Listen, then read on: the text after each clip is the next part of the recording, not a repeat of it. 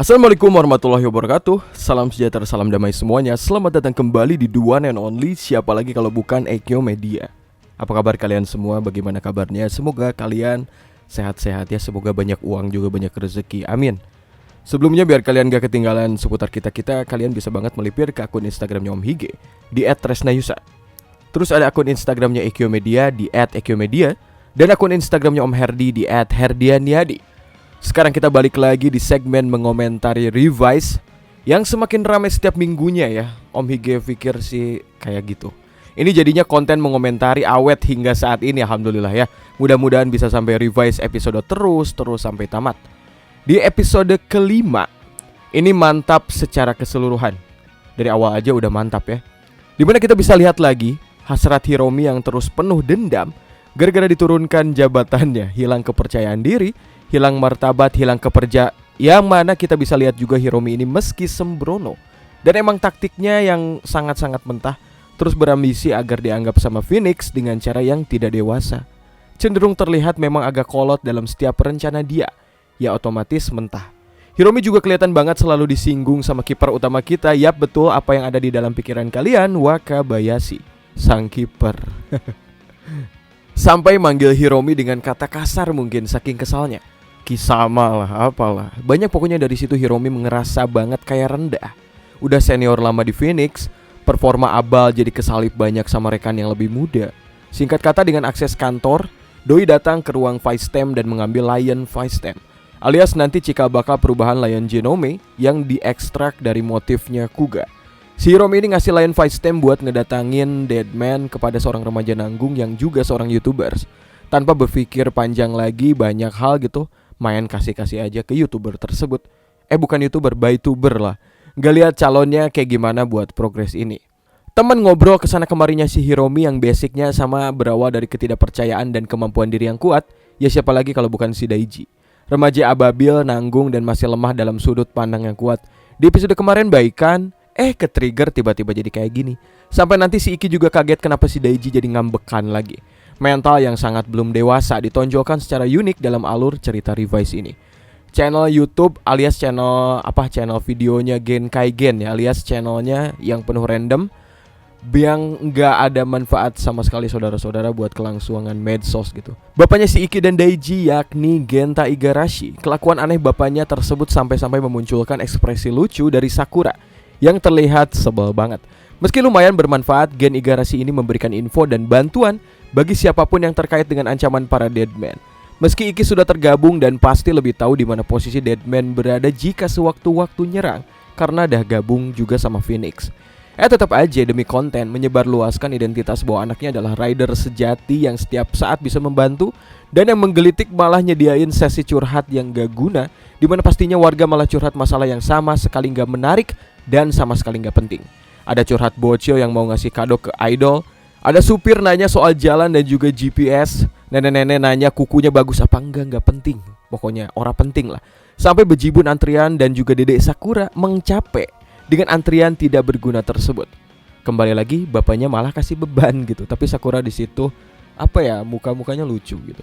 Kembali lagi vibes dorama berbeda. Kami masih suka dengan vibes baru ini. Semoga dipertahankan oleh Hanta Kinoshita. Banyak sindiran halus juga di episode ini, kayak manusia ini banyak ngelakuin hal yang gak penting, tapi seakan urgensinya itu wajib diketahui banyak orang gitu.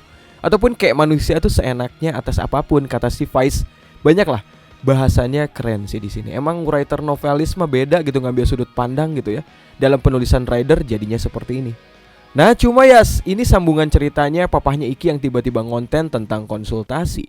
Jadi aja dateng kakek-kakek. Meski Sakura udah bilang sesinya ditutup, kakek-kakek ini tetap kekeh ingin bercerita.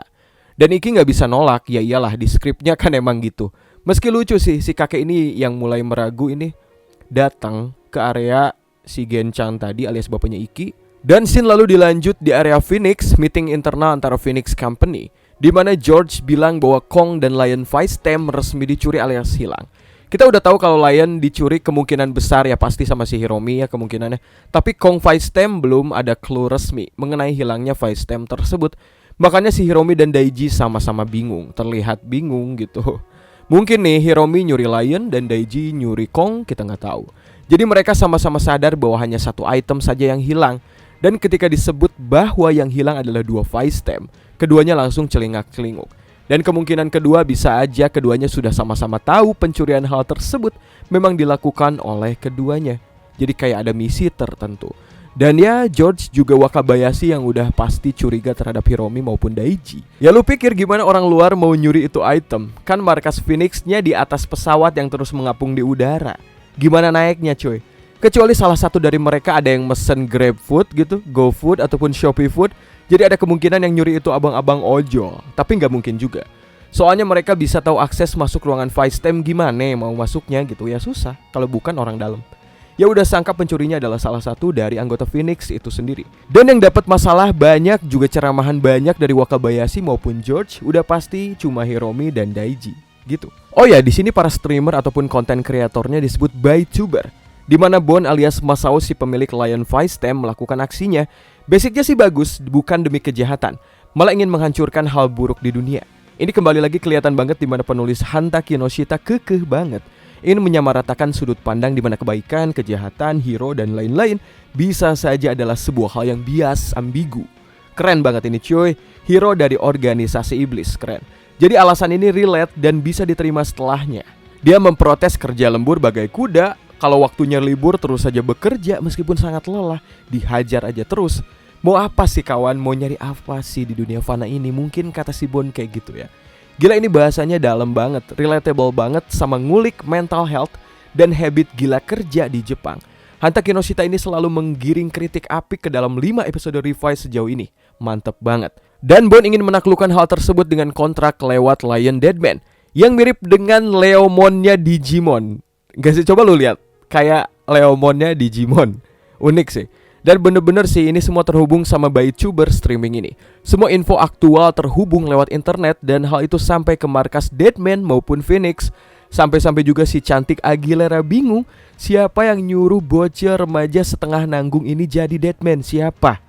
Di luar kehendak dan kendali dari pihak organisasi Deadman, si Julio dan Ortega juga sama-sama bingung. Wayangnya bingung, dalangnya juga bingung. Dan Lion Deadman beserta si Bon alias Masao menekan direktur perusahaan tersebut. Kenapa tidak menjadikan habit karyawannya lebih manusiawi? Ganteng banget sih asli ini sudut pandang film ini.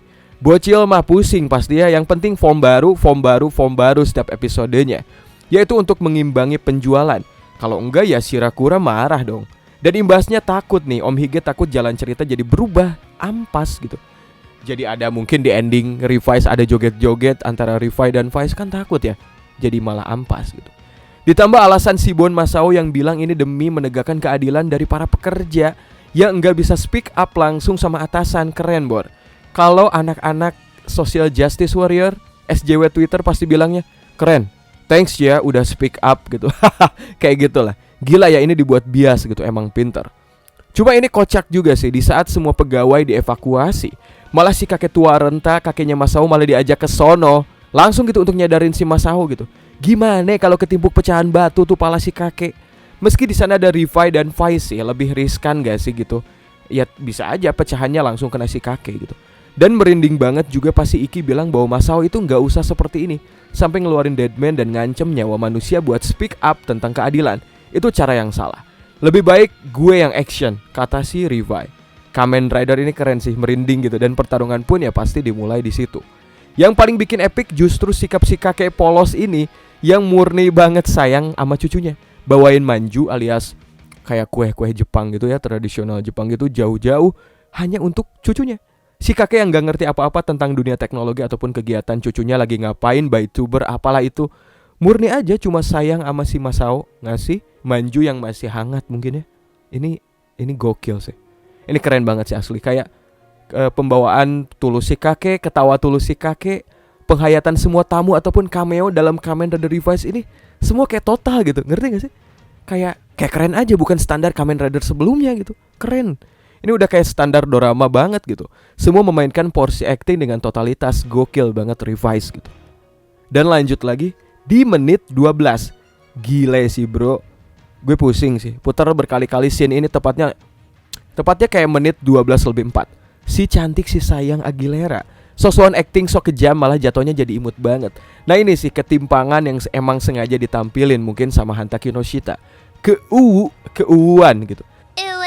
Si Aguilera ini imut cantik manja gitu. Lebih ngingetin kayak perannya Paruru alias Shimazaki Haruka di Majisuka Gakuen keempat gitu. Shimazaki Haruka sok kejam tapi jatuhnya malah imut banget karena emang di real life-nya itu jauh banget dari kesan ataupun acting mereka gitu. Poin banget ya, poin lucu lah, poin bagus gitu. Dan poin menarik lainnya ialah Hanta Kinoshita ini semakin ngebold kata perasaan dan tujuan dari semua kelakuan manusia di scene selanjutnya, di mana Sakura sedang ngejenguk ibunya yang lama banget kagak keluar-keluar dari rumah sakit gitu. Udah berapa minggu ya dia gitu. Jadi poinnya itu bertanya tentang biasnya arti keadilan. Mengapa si Masao berbuat jahat atas nama keadilan, dan nyambung juga sama aktivasi Deadman, di mana Aguilera menyebutkan bahwa Masao ini lemah. Ya emang gara-gara Deadman yang diciptakan dari si Masao ini bukan bertujuan untuk kejahatan. Ya tadi contoh kasus si Masao bilang gitu, buat keadilan gitu ya, bukan buat kejahatan murni. Bahasan yang sangat berat sekali saudara-saudara. Bocil pasti nggak paham mungkin tentang makna sesungguhnya dari setiap scene di sini gitu. Ya memang nggak apa-apa sih, asal sediakan terus aja beraneka ragam form dan kekonyolan ayahnya Iki tiap episode. Kayaknya sih bakal aman aja gitu, bakal dilumrahin sama Shirakura gitu kayaknya ya. Semoga tetap vibes-nya kayak gini deh sampai akhir episode, bukan berubah kayak Hibiki. Phoenix ini jujur sangat unik kawan-kawan. Semua ini kayak dipaksa untuk satu tim dengan tujuan masing-masing yang berbeda-beda. Entah tujuan publik ke masyarakat dengan pandangan berbeda, dan terlihat banyak sekali tujuan dari masing-masing orangnya. Si Wakabayashi kelihatan kayak udah mulai curiga sama si Hiromi. Dia udah gak respon sama sekali tentang kenapa Lion Fight Stem dicuri, malah fokus ke pencarian Kong Fight Stem. Sambil mukanya yang terus melihat Hiromi dengan tatapan yang hilang respect. Kayak jijik mungkin, bukan jijik sih, kayak aneh aja gitu. Keanehan juga muncul dari si George yang katanya persiapan matahin leher pelaku pencuri Kong Deadman gitu. Act outnya juga bagus ya. Ini sih aneh juga menurut Om Hige, membuat banyak tanda tanya baru. Kalian bisa lihat ekspresi wajah si George sangat berbeda pas satu persatu mereka dari Phoenix mulai keluar dari ruangan. Dari asalnya konyol, terus mukanya jadi serius. Itu ekspresi yang keren sih. Lalu next scene di mana Hiromi, Daiji dan juga George secara langsung meminta bantuan Iki untuk kooperatif dalam rencana memancing para Deadman dengan Masao sebagai umpan. Dan semakin menggila di vibes menit ke-16, meski nih Om Hige sorot nih, si Daiji ini sangat-sangat labil terlihat. Dan plot di sini Om Hige bisa bilang terlalu cepat dan drastis perubahan sikapnya Daiji gitu. Bisa dibilang kayak gitu gak sih? Di episode kemarin Daiji yang udah baikan sama Iki tiba-tiba banget bersifat seperti ini. Ya emang bisa-bisa aja karena dia adalah remaja yang sangat labil. Cuma alurnya terlalu deg gitu, ngerti ya? Kayak terlalu jauh loncat gitu untuk si Daiji kayak gini. Memang epic suasananya dibangun gitu, dimana George yang kita taruh penuh kecurigaan di awal, ya sampai sekarang juga curiga sih. Daiji malah balik langsung mengacungkan Gandepon ke arah George ini. Kayak tembak-tembakan itu kan, Gandepon itu ke arah George. Ini sih kalau berspekulasi lebih lanjut bisa aja di scene awal pas bareng sama Hiromi, di mana dia bilang kurang tidur. Si Daiji dan Hiromi yang ngobrol tadi, yang sambil cuci muka itu adalah aktivitas Daiji dalam mencuri Fight Stem. Bisa aja juga memang dalang dibalik Fight Stem ini ya si Daiji juga gitu. Dan bermain dalam kebodohannya si Hiromi, Daiji membawa Kong Fight Stem dan lain-lain. Bisa kan? Bisa dong. Bisa juga kayak si Kamen Rider Evil ternyata si Daiji. Ya bisa-bisa aja dong. Keren juga gitu si Daiji gitu. Labilnya dapat, irinya dapat, kerennya dapat, marahnya dapat. Cuma bansonya aja yang gak dapat. Gimana? Gak bercanda. Ini loh kayak membangun vibes yang luar biasa, harus diteliti loh setiap menitnya di revise ini. Dimana Daiji bilang, Iki, lo pengen menonjol gitu ya jadi rider, jadi sosok pahlawan. Dan Daiji bilang juga nih, hati-hati sama pihak keadilan gadungan. Nah loh, hati-hati sama pihak keadilan gadungan. Bisa aja si Daiji emang murni mempunyai pikiran menyimpang dan jahat, bisa aja. Tapi bisa aja juga adalah sarkas dan menyindir tujuan utama dari George, bahkan organisasi Phoenix. Dimana mungkin Daiji udah tahu bobroknya tujuan mereka misal. Atau memang yang mau bobroknya si Daiji sendiri. Ini keren pokoknya, plotnya dibuat mikir terus. Dan scene diakhiri sama ayahnya yang bilang ngapain Daiji. Dan Iki terus berseteru ini kayak kemarin kan udah baikan gitu, ngapain terus berseteru gitu, ngapain ribut. Ini semakin memperlihatkan masalah yang dibold di antara mereka berdua. Dede Sakura tersayang pun ya bingung. Udah mah dia mempertanyakan keadilan yang asli itu seperti apa, tapi abang-abangnya yang ngurusin keadilan itu selalu membawa kesan bias alias ambigu tentang makna keadilan dari sudut pandang masing-masing. Dan scene dimana Hiromi melihat Lion Vice Stem juga mempertebal perbuatannya si Hiromi sendiri ya. Iya gak sih? Keren sih. Nah, Om Hige ini banyak kecurigaan banget sih kalau sama si George gitu. Banyak gitu. Gerak-geriknya tuh menyimpan banyak tanda tanya. Dan penyerbuan pun berlangsung di mana si Masao melakukan live streaming permintaan maaf yang memancing agar pihak Deadman datang. Di sana sudah siap ya, kita lihat regu Phoenix yang kurang lebih berjumlah 12 orang, kita hitung-hitung gitu. 3 diantaranya adalah Hiromi, Daiji, dan George yang ikut ke sana. Dan Hiromi yang emang udah dengan rencananya sendiri malah mematikan regunya sendiri, ngarahin Gandepon ke arah regu-regunya gitu. Dan scene dimana Julio dan Ortega datang untuk membawa Lion Vice Stem yang ternyata barang palsu ya. Si Vice bilang itu adalah barang palsu. Itu hanyalah mainan Candy Toys yang dijual di Tokopedia kami. Ayo kakak, harganya murah lagi, diskon ongkir, juga ada cashback senilai ratusan ribu rupiah. Ayo, tunggu apa lagi? Itu pun kalau kakak plus membeli di X Revice Driver di kami. Ayo tunggu apa lagi? Oke, skip. Pokoknya itu palsu gitu. Dan pertarungan antara Julio, Ortega, dan Revive juga Vice akhirnya dimulai. Seru banget di sini ya. Ini juga sebagai debut dari Revice form Lion Genome, di mana mereka juga melakukan pose malah seperti kucing. Atau malah gimana ya? Kok jadi kepikiran Joe Odagiri gitu, yang juga saat ini malah menjadi manusia serigala, meski gak ada kesinambungannya sama sekali. CGI masih sama aja gitu, jelek gitu. Kayak 3D belum ditekstur, belum dikasih detail gitu. Masih animasi mentah, tapi kita udah mulai terbiasa sih. Gak apa-apa juga lah. Dan remix aneh malah jadi kucing. Ada unsur parodi yang membuat anak kecil tertawa mungkin ya. Bisa bergantian posisi di mana akan merubah bentuk dari formnya sendiri. Bisa jadi kucing, bisa jadi lion tadi. Menurut kami sih efek darah hitam itu adalah cairan biasa yang keluar dari cumi-cumi. Tinta cumi-cumi. Itu yang si Ortega Deadman. Jadi pas Revice menyerang Ortega ada darah hitam kayak di Amazon gitu ya. Yang menurut kalian komen kemarin. Itu menurut Om Hige cuma tinta cumi doang. Bukan hal yang terlihat gore sama sekali, biasa aja gitu. Nah ini nih mengandung banyak pertanyaan di mana pas si Ortega kalah, tadi si cumi kalah itu. Jelang sesudahnya itu ada si Kamen Rider Evil lalu datang. Bukan si Ortega maupun Julio, yang pasti mungkin di antara Daiji maupun Hiromi. Yap, kita bisa berandai-andai ya, bebas aja. Bisa aja itu si Daiji yang bilang Iki jangan terlalu percaya pada kedok keadilan semu yang marah pada George maupun Phoenix. Bisa aja.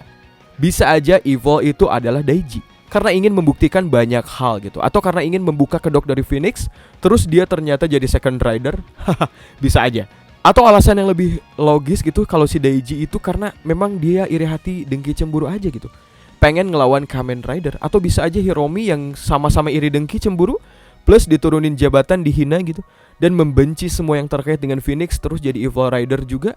Ya hal itu juga bisa gitu. Meski dugaan terkuat sih menurut kami Daiji sih. Dan ke-10 pasukan Phoenix juga udah terkapar semua tuh, termasuk si George diantaranya gitu. Tapi scene episode mendatang bakalan ada kayaknya di mana pas Ibu Iki keluar dari rumah sakit, si Daiji ini malah ada bareng sama mereka gitu, sama-sama di pemandian air panas gitu. Ya kami memang tahu mental Daiji itu sangat-sangat labil. Ya bisa aja kalau ternyata si Kamen Rider Evil itu malah si Wakabayashi. Ya bisa-bisa aja mungkin. Jatuhnya malah plot twist banget. Pokoknya banyak sih kemungkinan di sini gitu. Dan episode kelima ini kami nyatakan masih seru banget. Kami masih penasaran bagaimana terjadinya episode-episode mendatang gitu. Semoga makin rame sih. Dan vibes-nya jangan berubah. Amin ya. Gimana menurut kalian guys? Silakan ditulis di kolom komentar.